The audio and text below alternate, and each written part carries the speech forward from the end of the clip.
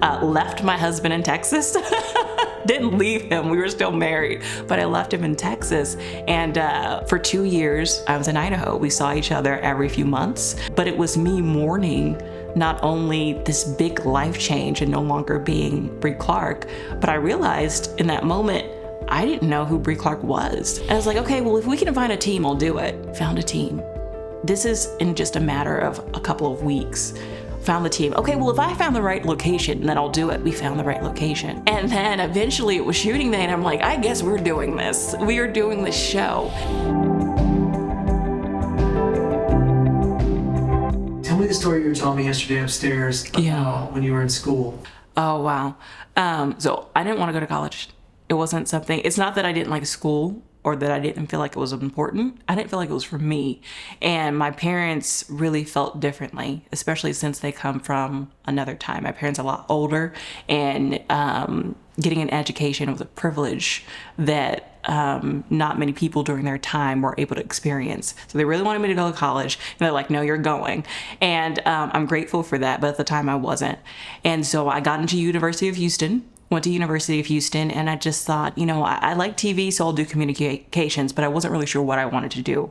And so I was goofing off in one of the studios one day, and there was a professor there we didn't know.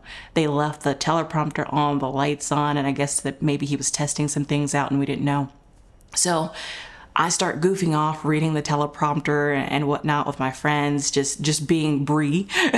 And he saw it and he said, "You," and I'm barely 18 at the time, and I'm thinking, oh my gosh, I'm in trouble. And he goes, you're gonna be in my class. And his class was more advanced. You had to have all these prerequisites. And he says, no, I'm gonna make an exception. You're going to be in my class. This is what you need to do. And he helped me go and change my major. And I went from general comm to broadcast journalism. And it was something that came very natural to me.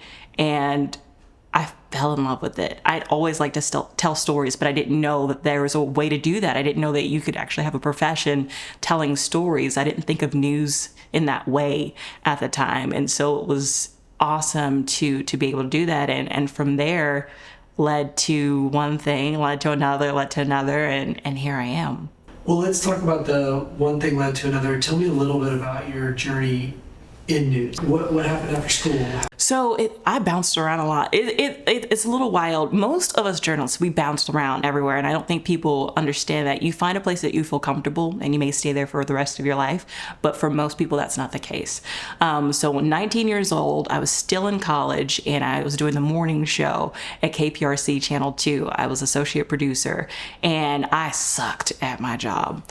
I'm not a producer. I was awful at it. I can coordinate, and I can do all those things, but at the time, I didn't know anything about television, and I was in a top 10 market trying to just swim, and I was floating. And the EP and the producer there, they were very hard on me, but it paid off. I couldn't stick with it though. I lasted for 6 months, and then it was time for me to move on because I was still in college and I was exhausted, waking up at 2 a.m. every morning. And so I said I had to resign. And instead I thought, I hate news. I don't like this. This was a mistake. And I had all of these feelings of not being adequate come to me. And I said, well, maybe PR is more something I could do. So I moved to Beaumont, Texas with my then fiance. And he went to school at Lamar. And I started doing PR for this college there and loved it. But it was boring. And my husband, after a year of me doing that, was like, you don't like this. There's no spark. You're great at it, but there's no spark. Maybe you should consider going back into news. And I said, okay, well, where haven't we been? Where haven't we been in the country? And I started looking at jobs, and I said, I need a small place, not a big city, because, Houston was big. And I was like, maybe if I find the opposite, I'll be better at it. And so Idaho Falls came up. They were looking for a general assignment reporter. And I applied to the position. A couple of days later, I got a phone call, and a week later, I was in Idaho. That's how fast that move happened. Left my husband in Texas. Didn't leave him. We were still married, but I left him in Texas. And for for 2 years, I was in Idaho. We saw each other every few months. We had a long distance marriage at the time, and it was very interesting navigating a community that I knew nothing about. I'd never been to the mountains, that part of the country, and no one looked like me. But I didn't know, going there. I mean, I went to Idaho never seeing it in person, didn't know what I was getting into, but I just fell in love with it. The community fell in love with me. And I've never experienced anything like it, and I'm very grateful for that. Not that it wasn't hard. I mean, there were some people that weren't happy to see me there because they had never experienced someone of color before.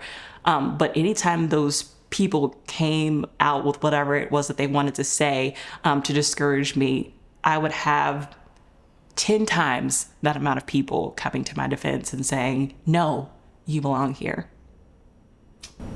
That's awesome. How did you end up back here? Oh, I ended up back in Austin, Texas, 3 times since then. So after my 2-year contract in Idaho, my husband and I moved here to Austin. I thought I was going to work for a station here. Instead, they had an internal hire. So right before the paperwork was finalized, they're like, actually, I'm sorry, we're going to have to go in another direction. It was devastating because my husband got a job at IBM, and we just knew it was fate. It was meant to be. I was like, there's no way that you're going to get a job here, and this is all working out. And then that happened, and then all of a sudden it was, well, you're just going to be a stay-at-home wife. We didn't have a child at the time, and so it was rest, but I didn't know how to rest then, so I was very restless, and depression started to set in, and we got pregnant with our first child and lost our first child. So that time period was a lot of trauma that I didn't know how to deal with because I was only 24 years old at the time. And we didn't have a support system here in Austin. We hadn't met any friends yet. And so we were dealing with a lot of hard things alone. And I got a call from Spokane, Washington saying, hey, we're looking for a reporter. I had a colleague who said, hey, they're looking for someone, and they asked me about you. I did an interview, and just like Idaho, in a couple of weeks, I was there in Washington State. Loved my time there, but it wasn't meant for me to stay there. My husband couldn't move to Washington like we thought. With the kind of work that he does. Austin is a great place for tech. And so when I got pregnant with our son, it was like, hey, we need to be in the same state, and we just couldn't make it work there. So we moved back to Austin. And I was a stay-at-home mom for a few years. And that was probably the hardest thing I've ever done, and probably the lowest part of my life. Postpartum depression is a very real thing. I had heard about it, I knew about it, but I didn't know the signs. And so I was dealing with a lot of trauma, that unresolved trauma from losing our first son and having our second child so close to that and not actually giving my time to rest because I distracted myself with work in Spokane. It was a lot to deal with and very hard for me. Yeah, let's talk about that a little bit. You talked to me yesterday, you said that you made a statement that kind of stuck with me. You said that you felt like a part of you had died, like you were really wrestling with always wanting to be a mom, but then your career side. Yeah, it was hard because I felt shame for feeling the way I felt because I had prayed for this child. I wanted him so bad. I prayed for a boy. I picked out a boy name. I wouldn't let anybody call it a her before we even knew the gender. I said, and some people might not agree with that, but I, in my heart, wanted a boy. And I got one. God gave me exactly what I asked for. And I'm sitting there in my blessing, not being able to enjoy it. And I felt a lot of shame about that. I felt like something's wrong with me. But it was me mourning not only this big life change and no longer being Bre Clark, but I realized in that moment, I didn't know who Bre Clark was. And I was having, without a job, I didn't know who Bre Clark was. And I was faced with that. And that was hard to deal with because, again, our families don't live here in Austin. We didn't have a babysitter. It was just me and my husband just trying, exhausted and tired and covered and spit up, And I just, I needed time to process, and I didn't know. And I needed to figure out where my identity lied so that I could continue. And I honestly think it was a time where God was like, you're going to have to figure out who you are before I let you do anything else.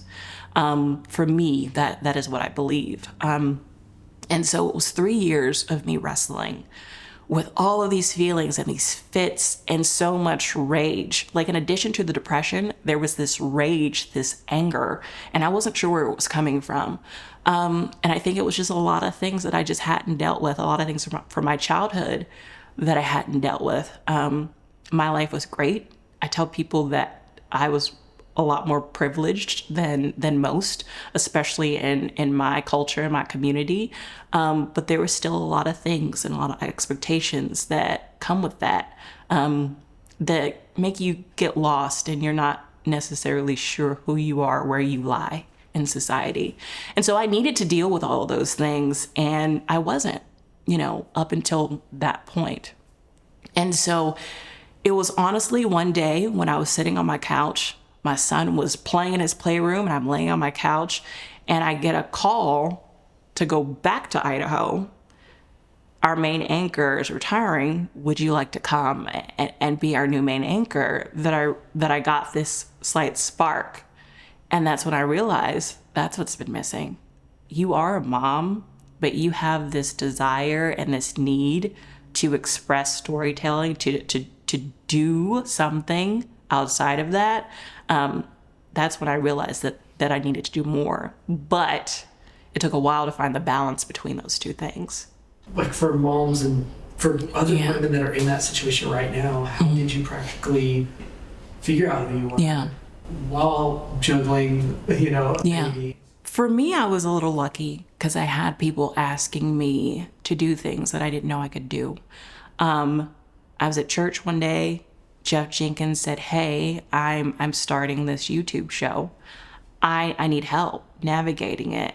And I kept pushing him off because I'm like, I can't help him with that. I've only done news. I don't know any of that stuff. I'm not the right person. And he was like, hey, can you help me work on my voice? And I'm like, no, because I have no control over it. It comes on and off when it wants to, and it's never consistent. No, I can't help you with that. But he was very persistent. Every time I would see him, it's like, hey, I really think you can help me. And I didn't share all of my, insecurities about that with him. But there was another person who came up to me and said, hey, I'm starting a podcast. I have no idea what I'm doing. I need your help. And I'm like, no, you need a radio person. You don't need me. And she wouldn't take no for an answer. And I said, okay, I'll help you. Let's do this together. Let's figure it out together. It should be fun. And from that moment, I got this love for podcasting. And I started to feel myself reignite even before I got that phone call to, enter back into my career. And, it was the sweet moment of figuring out something that I thought was new and realizing that everything that I had gone through before had prepared me for that moment of figuring things out, but also applying some of my, talents from other jobs. Even PR helps me, with that, and helps me help her. But it was time. It just didn't, work out for that particular project, and I think it was because it wasn't supposed to work out. That was just kind of a buildup for whatever it was that was to come next, right? In the process, I realized I want to help other people do this. I want to help them share their story and find their voice. People who can't. So I started a consulting business, and I started helping other podcasters, fine tune their process, figure out how they might be able to monetize and those types of things. But there was still something that was missing. And I remember finally having this moment where I just kind of just crumbled, because I'm like, what is it that I'm not doing right? I'm doing the things and I'm feeling some spark, but I'm also feeling like I'm being held back. And I had a major meltdown, and I had a friend who said, maybe you need to consider therapy. And before that, I was like, no, I'm not going to talk to anybody. I don't need to talk to anybody. They don't need to know my business. That's how I felt. And she says, maybe you need to go and talk with someone. So she tricked me. She says, well, I'll go with you. So I get there to the session. She's nowhere to be found, right? And the therapist is like, hey, Bre, so-and-so told me so much about you. Why don't you, come and talk with me? And I said, well, where is so-and-so? Because they said they were going to be here. And she says, well, just go out. Let's just wait for her and talk a little bit while she gets here. And she never showed up, and that was by design. But it forced me to say, okay, maybe I need to talk to somebody. I went again, and I went the next week and the next week. And it was a year of therapy before I got that phone call to go back to Idaho. And I think that was a pivotal moment for me to realize that I had put a label on suffering, mental health. I can't admit that something's wrong. I can't talk to somebody about it because what does that say about me, right? Who's going to watch me on the news if there's something wrong with me? How can I possibly inform people about the world if I'm broken? Because I felt broken. I felt, like there's something wrong. I have to have it all together. And then once I became an anchor and started learning and talking to people and meeting people in other states that were also in my position, but in their market and doing some networking, I realized we are all a little bit of a mess. We're all going through something. A lot of us suffer from depression. A lot of us suffer from anxiety. Even the people who didn't know it, at the time, I could look at them and identify from being in therapy, dude, you're dealing with some stuff. And if you let this keep going on, I'm not sure where how much longer can you go like this, So that really helped. And I think without going through those things, I don't think God would have allowed me to enter into where he wanted me to go. So I ended up back in Idaho. And it was a good year and something of me doing what I thought was my dream, and then realized that wasn't necessarily the case. Yeah, where did the purpose and the passion for Bre TV and for the Reels? Yeah. So I hired a consultant when I was in Idaho because I knew that I might need to make a shift. I hired a consultant to help me. I was getting all of these emails about, we don't like the way you look. We don't like the way your voice sounds. And I started to doubt myself. And I'm like, I'm feeling big shoes. The person before me has been in this position for 30 years. They picked the wrong person. Let me do something before they realize that I am not the right one. Well, in the process, I learned a lot about imposter syndrome. And my consultant, she's amazing. She worked with me on my hair and my makeup and being able to accept me in the process. Because I said, I'm not an anchor, I'm a reporter, and I need to be an anchor. And she said, stop saying that. If you keep saying it's going to be true, you are an anchor. You are currently an anchor, so be an anchor. We worked on some of those things, and then she would often ask me, are you sure this is what you want to do? What is your dream? What do you really want? Because a professor told you that this was going to be your job. Is that what you want? And I said, well, I've always seen myself on TV. Yes, but have you always seen yourself in news? And I said, well, I love telling people's story. Are you able to do that in the position you have now? Yeah, and she's like, what else do you want in your personal life? Well, I'd like to be able to be with my family and be with them all the time, not just this going back and forth all the time. And we kept having these conversations. And eventually, when I shifted to Oklahoma, working there, she said, okay, Bre, we really need to have a conversation about this, because I really feel like do you think you might want to have your own show? And at that time, we had an idea of who we would pitch it to and who, we knew at the time. And I said, okay, I think maybe I can do this. That's what I told her. But internally, I'm like, who am I to have a TV show? Who am I to have a TV show? No one's, I have nothing to say. And I don't have a story to tell. And she, just, kind of put that there. So I started pitching it to people. Didn't really tell them what I wanted to do, just started pitching it to people.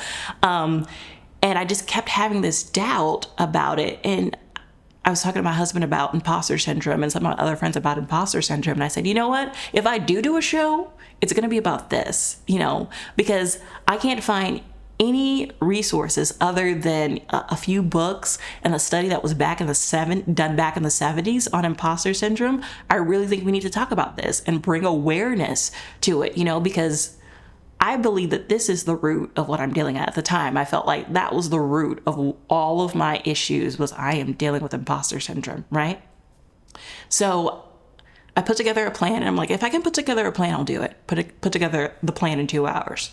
Okay, well, if I show this to people and they like it, then I'll do it. Showed it to people and they loved it. Started getting scared. And I was like, okay, well, if we can find a team, I'll do it. Found a team. This is in just a matter of a couple of weeks. Found the team. Okay, well, if I found the right location, then I'll do it. We found the right location. And then eventually it was shooting day, and I'm like, I guess we're doing this. We are doing this show.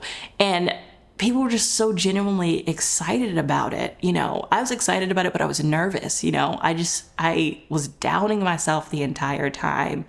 And it's funny because a lot of my guests, when they came on the show, they were doubting themselves the entire time. And it's just interesting. At that moment, I'm like, you know what? This is all just a mind game, and I have to think about these things differently.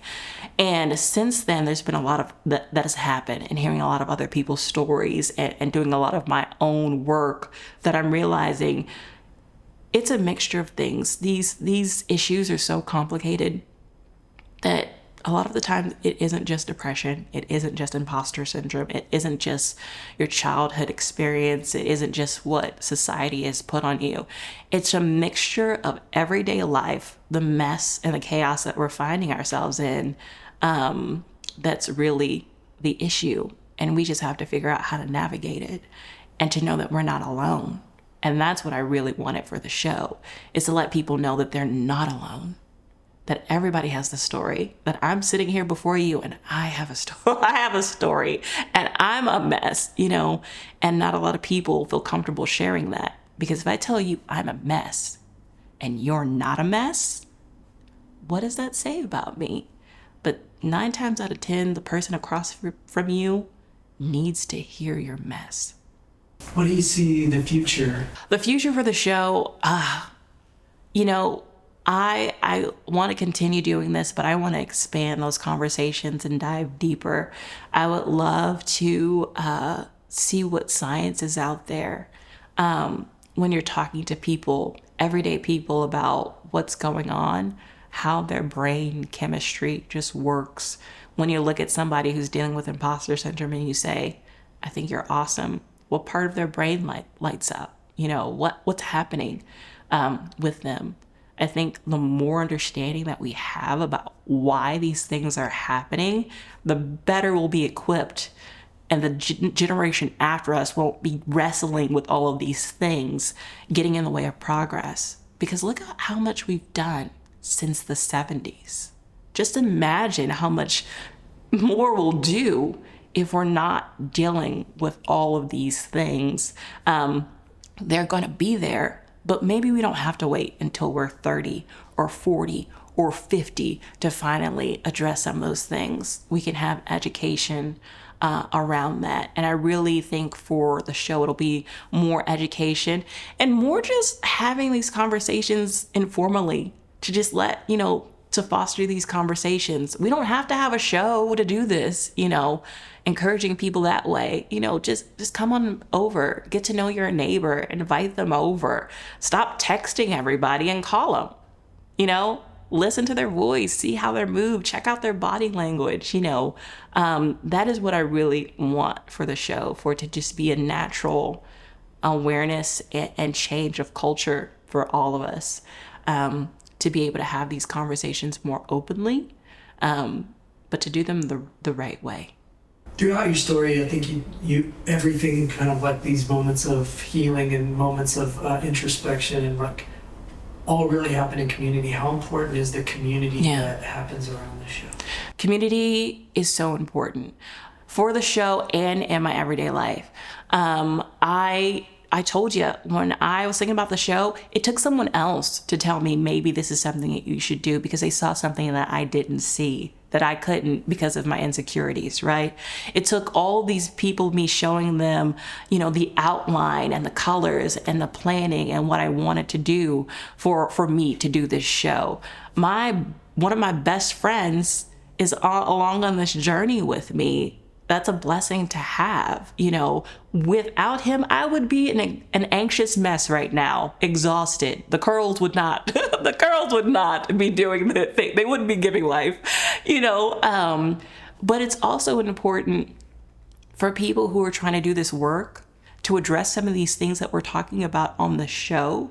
Everybody on the show is in a place of, gratitude for their story. If you listen to the season, most people are in a gratitude state of mind for what they've gone through, but they didn't get there overnight.